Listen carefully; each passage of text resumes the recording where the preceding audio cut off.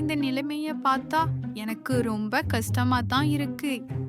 என்ன பண்றது? பரவாயில்ல. என்னோட கஷ்டங்களும் சீக்கிரமா தேர்ந்துவிடும். அந்த நம்பிக்கை எனக்கு இருக்கு. வீட்டை வித்து கோமல் கிளி ஒரு ஆற்றங்கரையோட பக்கத்துல உட்கார்ந்து இருந்துச்சு.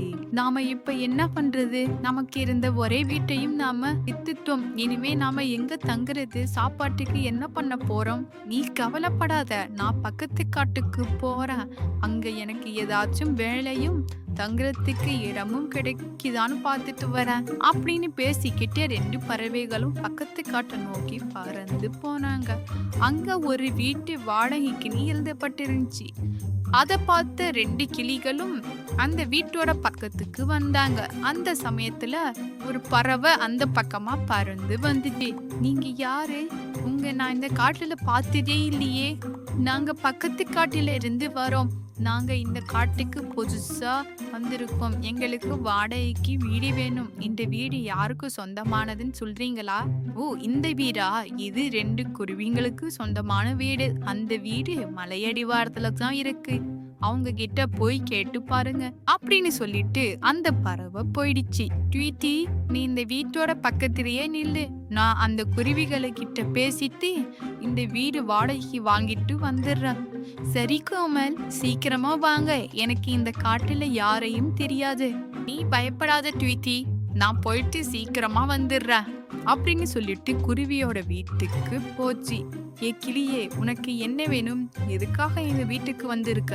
உங்க வீடு ஒன்ற வாடகைக்கு இருக்கிறதா கேள்விப்பட்டேன். நான் இந்த காட்டுக்கு புதுசு, அதனால தான் கொஞ்ச நாள் உங்க வீட்டை எனக்கு வாடகைக்கு கொடுப்பீங்களா? அதுக்கு என்ன, தாராளமா கொடுக்குறேன். ஆனா வாடகை காசு 10 ரூபா. உனக்கு ஓகேவா? நம்ம வழக்கமா 5 ரூபா தானே வாங்குவோம். நீ என்ன இப்ப 10 ரூபான்னு சொல்ற? நீங்க சும்மா இருங்க காடு, உங்களுக்கு ஒன்றும் தெரியாது. அவ்வளோ பெரிய வீட்டை யாராச்சும் 5 ரூபாய்க்கு வாடகைக்கு கொடுப்பாங்களா? நீங்க சொல்ற வாடகையை நான் கொடுத்துடுறேன். கிளி, மாசம் 1ஆம் தேதி ஆனா எனக்கு வாடகை வந்துடணும்.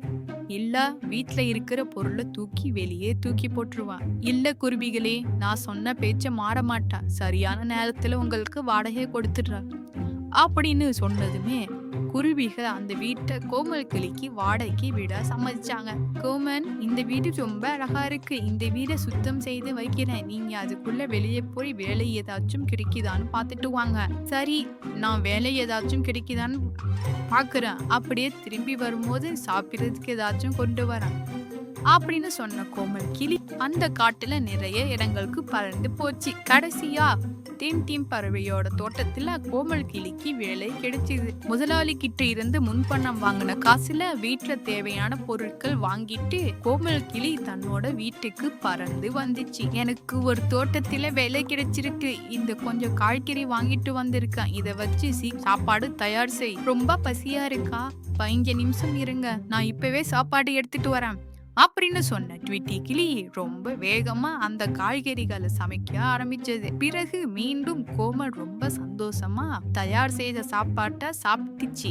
கோமல், நம்ம இருக்கிற இந்த வீட்டோட வாடகை ரொம்ப அதிகமா இருக்கு. நீங்க மட்டும் தனியா வேலை செஞ்சு இந்த வாடகையை கட்ட முடியாது. இன்னையில இருந்து நானும் உங்க கூட வேலைக்கு வரேன். சரி ட்விட்டி, எனக்கும் அதுதான் சரின்னு படுது. நாம 2 பேரும் சேர்ந்து வேலைக்கு போகலாம் அப்படின்னு பேசிட்டு ட்விக்கியும் கோமலும் சேர்ந்து வேலைக்கு கிளம்புறாங்க. இப்படியே சில தினங்கள் ரொம்ப சந்தோஷமா கடந்து போச்சு. ஒரு நாள் மனைவி கிளி தன் கணவர்கிட்ட இப்படி பேசிட்டு இருந்துச்சு. நம்ம காட்டுல மழைக்காலம் தொடங்குது. இன்னும் 23 நாள் தான் இருக்கு. இந்த சமயம் தான் நம்ம வாடகை ஏற்றுறதுக்கான சரியான நேரம். மழை வர்றதுனால அந்த குருவிகள் நாம என்ன சொன்னாலும் சம்மதிக்கும். 10 ரூபாவே ரொம்ப அதிகம். இன்னும் வாடகை ஏத்துனா ரொம்ப அதிகமா இருக்குமே. நீங்க சும்மா இருங்க, உங்களுக்கு ஒன்றும் தெரியாது. நான் இந்த வீட்டுல இருந்து கிடைக்கிற வாடகை பைசால தான் சீக்கிரமா நெக்லஸ் வாங்கணும்னு கணக்கு போட்டு இருக்க. அதே நேரத்துல ட்வீட்டி கிளியும் தான் கணவர்கிட்ட ஒரு சந்தோஷமான விஷயத்த சொல்லிச்சு. கோமல், நான் இன்னும் 23 நாள்ல முட்டை இட்டுருவேன். அப்படியா ட்வீட்டி? எனக்கு ரொம்ப சந்தோஷம். கோமல், எனக்கு இப்ப ஓய்வு தேவை. என்னால உங்க கூட வேலைக்கு வர முடியாது. நீ கவலைப்படாத. இந்த நேரத்துல நீ ரொம்ப சந்தோஷமா இருக்க வேண்டிய நேரம். நான் எல்லாத்தையும் பாத்துக்கிறேன் அப்படின்னு சொல்லிட்டு கோமல் கிளி வழக்கம் போல வேலைக்கு பறந்து போச்சு. கொஞ்ச நேரத்திலேயே குருவிகளும் ட்வீட்டியோட வீட்டுக்கு பறந்து வந்தாங்க. ட்வீட்டி, உன் கணவர் வந்தா சொல்லிடு. அடுத்த மாசத்துல இருந்து நீங்க எங்களுக்கு 20 ரூபாய் வாடகை தரணும். என்ன சொல்றீங்க? 20 ரூபா வாடகைனா ரொம்ப அதிகம். நாங்க 10 ரூபா வாடகை கட்டுறதுக்கே ரொம்ப கஷ்டமா இருக்கு. ரொம்ப கஷ்டப்படுறீங்களா? அப்ப வீடு காலி பண்ணிட்டு செய்து வேற எங்கேயாச்சும் போங்க. எஜமானி அம்மா, மழைக்காலம் வெறும் தொடங்க போகுது. இந்த நேரத்துல இப்படி சொன்னா நாங்க எங்க போவோம்? எனக்கு அதெல்லாம் தெரியாது. அடுத்த மாசத்திலிருந்து நீங்க 20 ரூபா வாடகை தரணும் அப்படின்னு சொல்லிட்டு குருவி அங்கிருந்து பறந்து போயிடுச்சு. சாயந்தரம் நேரத்துல வேலை முடிஞ்சு வீட்டுக்கு வந்த கோமல் கிளிக்கு ட்வீட்டி கிளி நடந்த எல்லா விஷயத்தையும் சொல்லிச்சு. அந்த குருவிகள் ரொம்ப பேராசையா நடந்துக்கிறாங்க. 20 ரூபாய் வாடகைன்னு சொல்றாங்க. நம்மளால எப்படி கட்ட முடியும்? நான் வேற இன்னும் 2 நாள்ல முட்டையிட போறேன். மழைக்காலம் வேற தொடங்க போகுது. நம்ம இனிமே எங்க போய் தங்குறது? ட்வீட்டி, நீ கவலைப்படாத, எல்லாம் நான் பாத்துக்கிறேன். கடவுள் நிச்சயமா நமக்கு ஏதாச்சும் ஒரு வழி காட்டுவாங்க. இந்த நேரம் நீ எதை பத்தியும் கவலைப்படக்கூடாது. சாப்பிட்டு நிம்மதியா தூங்குவோம் அப்படின்னு அந்த 2 பறவைகளும் அன்னைக்கு ராத்திரி அவங்களோட வீட்டுல படுத்து தூங்க ஆரம்பிச்சாங்க. மறுநாள் காலையில ட்வீட்டி வழக்கம் போல வேலைக்கு போச்சு. அந்த நேரத்துல ஒரு பாலடைஞ்ச வீட்டுல நிறைய காலிஃபிளவர் செடி வளர்ந்துருந்துச்சு. உடனே கோமல் கிளி அந்த வீட்டுக்குள்ள போச்சு. அந்த வீட்டுக்குள்ள பறவைகள் தங்குறதுக்கான எல்லா வசதிகளும் இருந்துச்சு. காலிஃபிளவர் எல்லாம் ஒன்னா சேர்ந்து ஒரு அற்புதமான வீட்டையே உருவாக்கிடுச்சு. நானும் ட்வீட்டியும் இந்த வீட்டுக்குள்ள தங்கிக்கலாம். இந்த செய்தியை கேட்டா ட்வீட்டி ரொம்ப சந்தோஷப்படுவா அப்படின்னு சொல்லிட்டு கோமல் கிளி ட்வீட்டி கிளி நோக்கி பறந்து போச்சு. ட்வீட்டி, உனக்கு ஒரு அதிசயத்தை காட்டுறேன். நம்ம இனிமே எந்த கவலையும் இல்லை. நாம தங்குறதுக்கு ஒரு அற்புதமான வீடு இருக்கு. என் கூட வா அப்படின்னு சொல்லி ட்வீட்டி கிளியும் அந்த காலிஃபிளவர் வீட்டை பார்த்ததுமே ரொம்ப சந்தோஷப்பட்டுச்சு. கோமல், இந்த வீடு ரொம்ப அற்புதமா இருக்கு. நம்ம இந்த காலிஃபிளவருக்கு தான் நன்றி சொல்லணும் அப்படின்னு சொல்லிக்கிட்டே கோமல் கிளியும் ட்வீட்டி கிளியும் அந்த வீட்டுக்குள்ள ரொம்ப சந்தோஷமா வாழ ஆரம்பிச்சாங்க. 2 நாள் கழிச்சு அப்புறமா ரொம்ப கடுமையான மழை வந்துச்சு.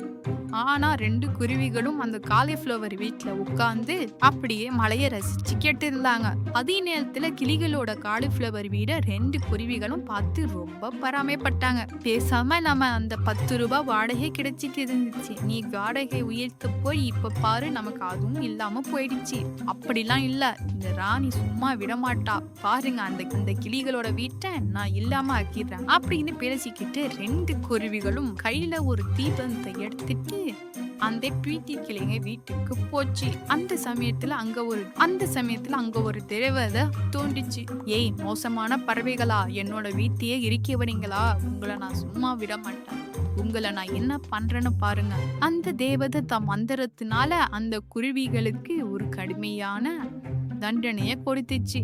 குருவிகள் போற இடம் எல்லாம் அந்த தீபந்தம் பின்னாடியே துரத்திட்டு போச்சு. அந்த காட்டுல 2 வீடுகள் இருந்தும் தீபந்தத்துக்கு பயந்து அந்த காட்டை விட்டு வேற காட்டுக்கு பறந்து போயிட்டாங்க.